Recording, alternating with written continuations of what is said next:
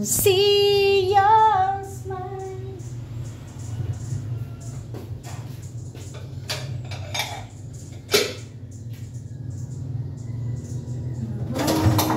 Kutsilyo dito.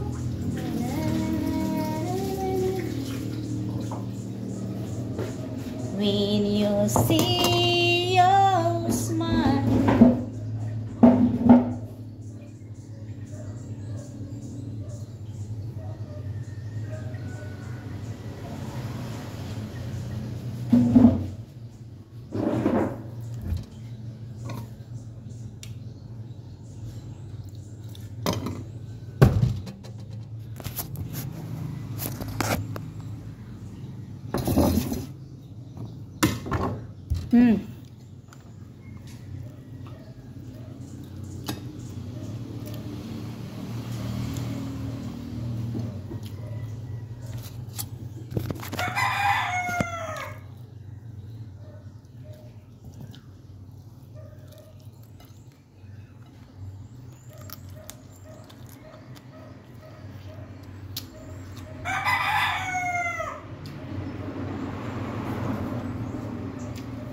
Parang ibang ulam.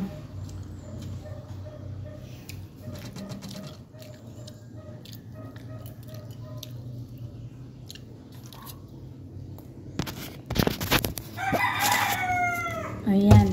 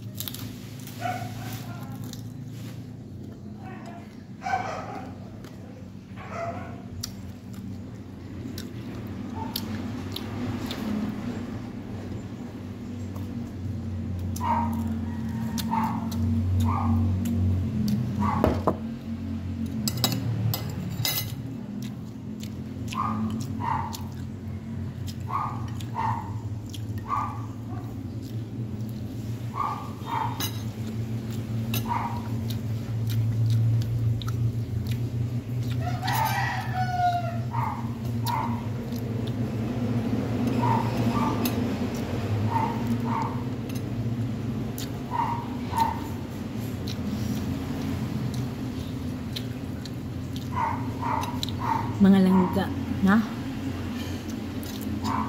sa kinabuhi langga, kung lalapitin ka ng mga distraction sa mga tao, yung gagawin mo lang, i-ignore mo sila. Kasi langga, kapag sinaswapang ka na ng mga tao,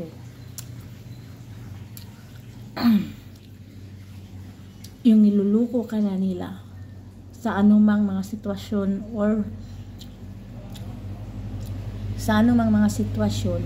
basta niluluko ka nila na, tapos pa-okay ka lang, tinanggap mo na lang, iniintindi mo na lang ang lahat, na para bang wala kang reklamo, na para bang wala ka, inintindi mo lang, tinanggap mo na lang.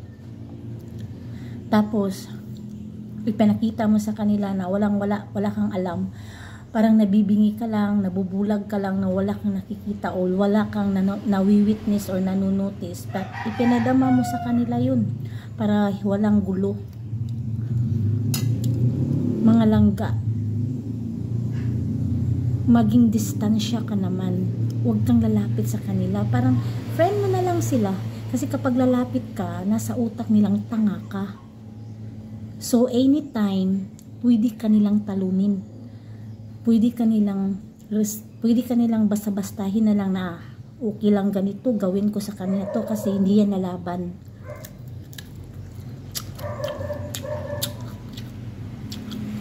At ang pinakasaklap dyan at pinagkaisahan kanila at nag-iisa ka lang. Kaya mas bitter na, kasi mas bitter na wag ka talagang lalapit sa kanila or makiklose. Gagawin mo na lang yung saan ka didistansya. Kasi kung lalapit ka sa kanila, pagkakaisahan kanila ulit, no? Kasi kakampi sila magkakampi sila. Ikaw na isa lang. Kaya mukhang tanga ka na, nasa utak nila, nakakayanin kanila. Para ma-okay ang lahat, kasi ayaw mo ng gulo, huwag ka nang makipag-usap o lalapit sa kanila or closeness. Kasi kapag lalapit ka sa kanila, tataluhin ka pa rin nila, tatraidorin ka pa rin nila. Pwedeng mapapasama ka, ganun. Yun ang mga strategy sa buhay mga langka kapag nasa talaga. Nasa ganyan tayo sa mga toxic na talagang ayaw sa inyo.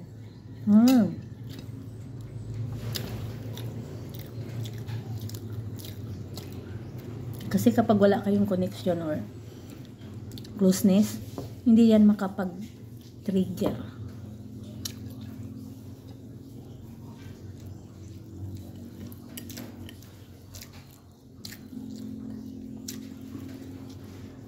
Sarap pagbulad ang ano mo.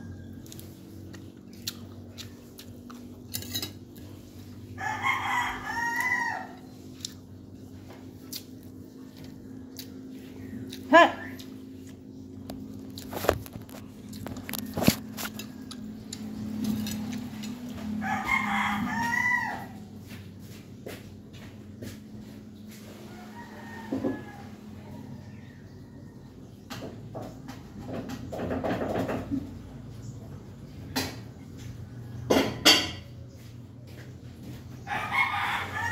Saka may mangga ako ng langga. Yung lang, balat lang dito ang mas yung damage talaga. Pero nasa loob, hindi yung damage.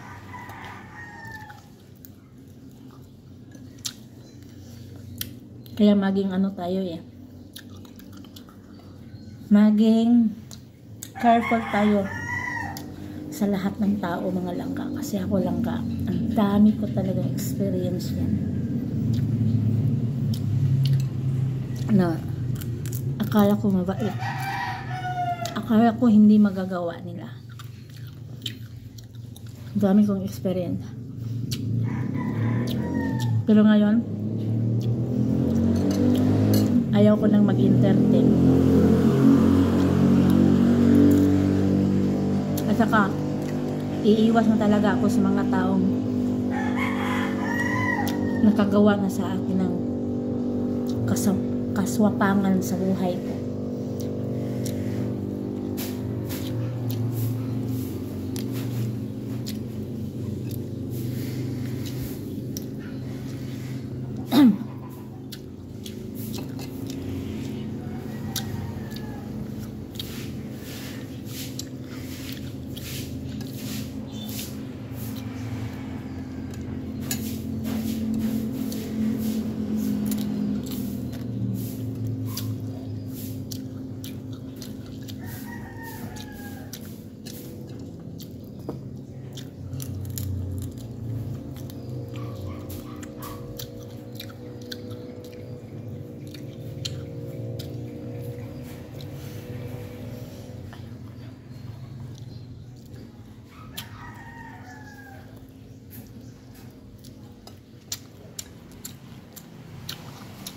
Ayun.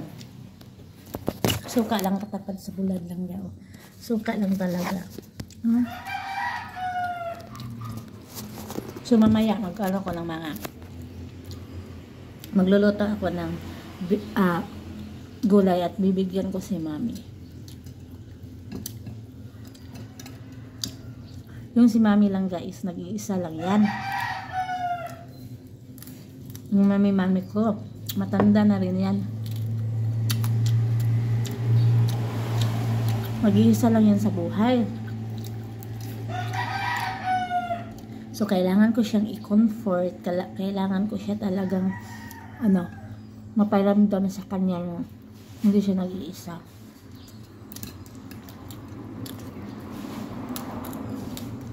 Kasi hindi madaling mag-isa maglangga.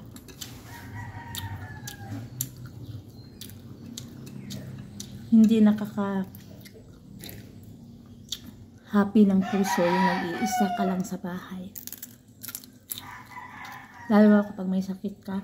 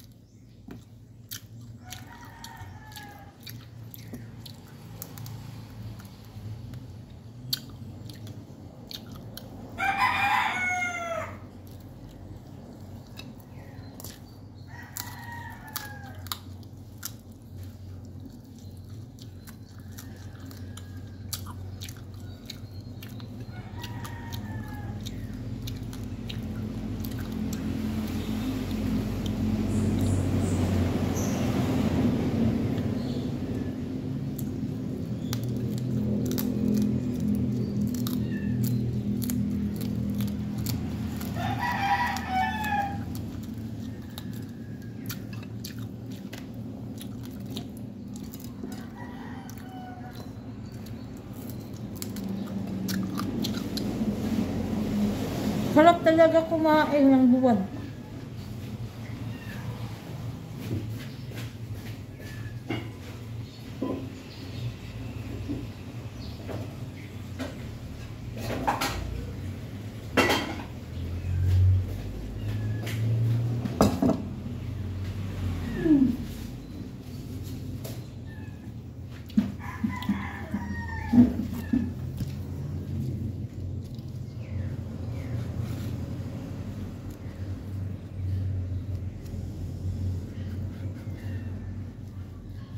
Yan yung mga langga, ha?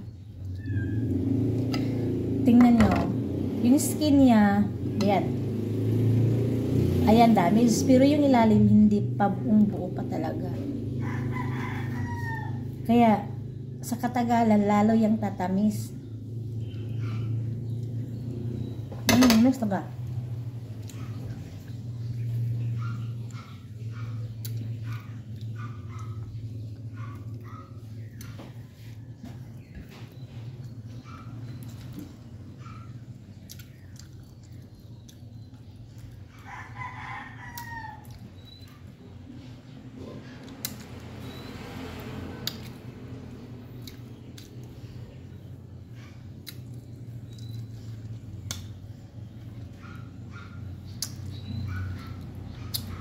Wow, tamis.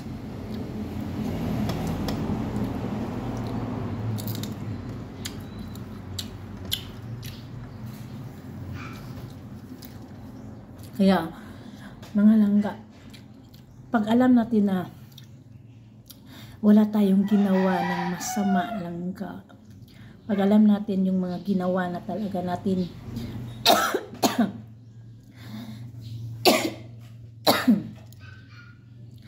tapos bigla ka na lang may narinig na halos ipadakip ka na lang ng pulis or ipabarangay ka din, tapos isip ka, ano ba yung nagawa ko, ganun bitaw, ano bang nagawa kong kasalanan, nang haras ba ako,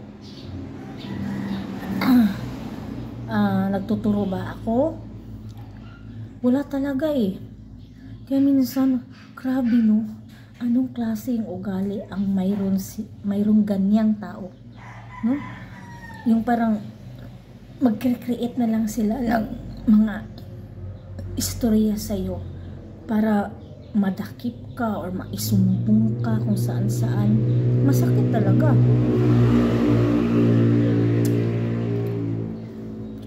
Unless kung may maginawa kang masama, di ba? Pero kung ako'y ganyan,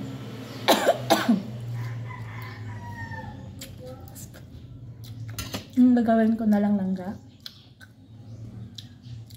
siyempre i-depensa ko yung sarili ko. Pero alam mo, masakit talaga. Kasi hindi yan gawain gawain ng may puso, di ba? Hindi yan gawain. Hindi yan pwede. Yung parang, hindi na siya normal.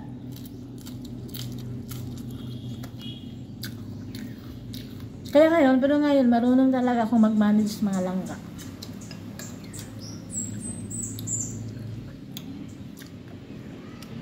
Noon kasi magre-revenge agad ako. Tapos lalaki yung boses ko. Matitrespassing talaga ako, mga ganung ugali. Pero ngayon, marunong na talaga ako mag-control, magkalma. Kasi manira kayo sa akin, okay lang. Kasi wala naman akong mapapala sa'yo kapag mag-e-entertain ako ng ganun, di ba?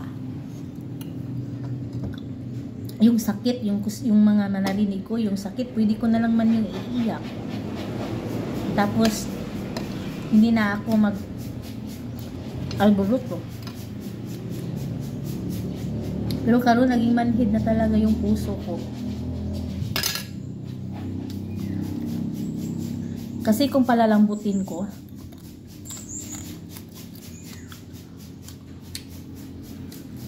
lalo ako mapapahamak. Kasi nang okay ako. Sa ngayon, maging okay ako. At hayaan ko na lang. Then, ayoko na talaga yung makiclose or makipag-talk or ano yan. Ayoko na kasi parang safety ako sa lalayo ako. Lumalayo ako sa kanila. Parang safety yung dignidad ko, yung pagkatao ko. Kasi ano pa bang maikwento nila or magawa nila or maipahamak ko, wala na ako eh. Dumistansya na ako eh. Wala na akong connection. Kasi kapag may connection ka, lagi pa ulit-ulit lang yung gulo. Pabalik-balik kasi inis na inis sila sa akin. Kaya dumistansya talaga ako. Ayoko na.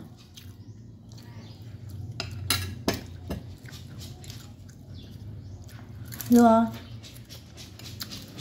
Halap talaga ng bulat. Ban ko na lang.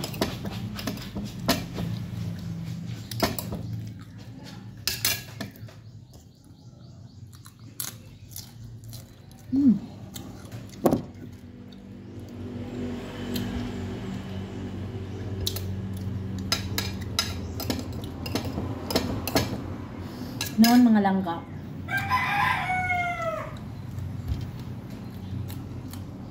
alam ba, mamaninig ako lang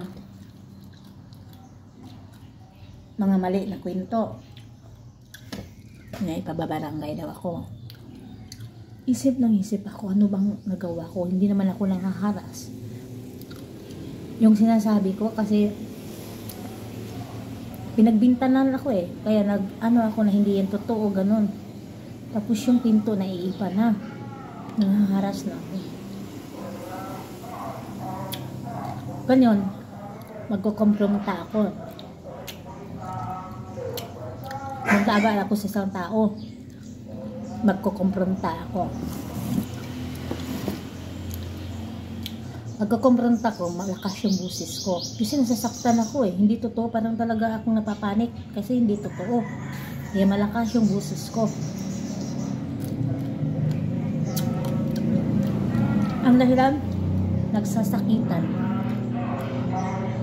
nagsasakitan kasi masakit daw yung dibdib, hindi makahinga kasi sumugod daw ako. Ayun, sasabihin agad na kung anong mangyari,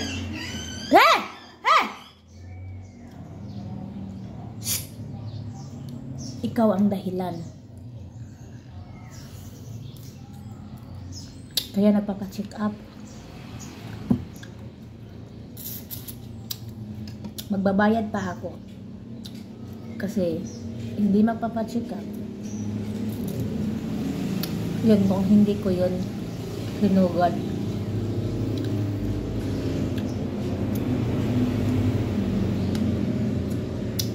Pagkakinabukasan, ayun, nagmarites naman dun sa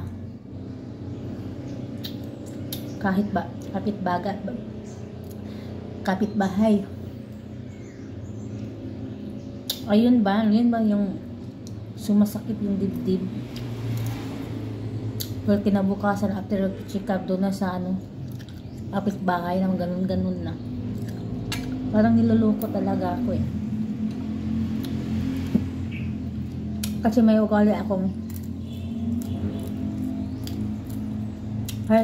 inuinsulto na ako. Lapit ng lapit din ako. Palagi akong maglalapit sa kanila. Close pa rin ako. Kasi gusto kong ganyan. Pero hindi ko alam. Yung nasa utak nila, okay lang nagawan ako ng ganyan, yung masasaktan ako. Kasi uto-uto naman ako. Kasi madali ako magpatawad. Kasi parang walang-wala lang sa akin. Kaya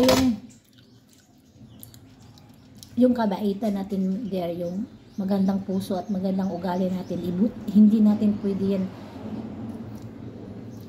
basta-basta lang okay. Dapat may disiplina tayo para may respeto din sila sa atin. Ganun, kasi kahit iniinsulto ka na, lapit na lapit ka pa rin, close na close ka pa rin, ikaw ang may mimilit. Kaya pag maiinis sila sa'yo,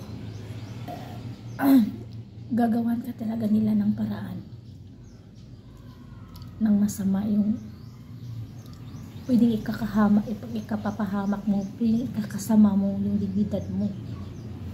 Kasi nasa utak nila na makakaya ka nila, yung hindi ka lalaban, mga ganun. So, kasi takot din sila sa mga sa mga matatapang na tao. Grabe yun, matakot. Pero kapag may mabait, sila ang mananakot. Kaya be careful, no? Kapag nakagawa na yung tao sa ng kasupangan, kainsultuhan sa sarili mo, pinamukha na talaga kang iniinsulto nila. Tapos, yung nilamangan ka lang, pwede na okay ka lang tanggapin mo, intindihin mo. Pero huwag ka nang makipag-close o makipag-usap, dumistansya ka na. Para wala nang, hindi na sila makapenetrate sa'yo. Kapag sa tuwing maiinis sila sa'yo. Kakilala lang, friend lang. Kamag-anak lang. Or diba, na-encounter yung mga kapatid nyo. Kapatid lang. Yung mga parents nyo, yung magulang nyo. Yan. Maging mahinahon ka lang. Dumistansya ka. Huwag kang lalapit. Yun ang yun talaga yung the best na way, yung pamamaraan para maging okay ang lahat. Hindi pa balik-balik yung panghilabot, yung pangingialam nila sa'yo. Pangingialam nila sa'yo. Para maging okay yung purpose na maging tahimik yung buhay mo.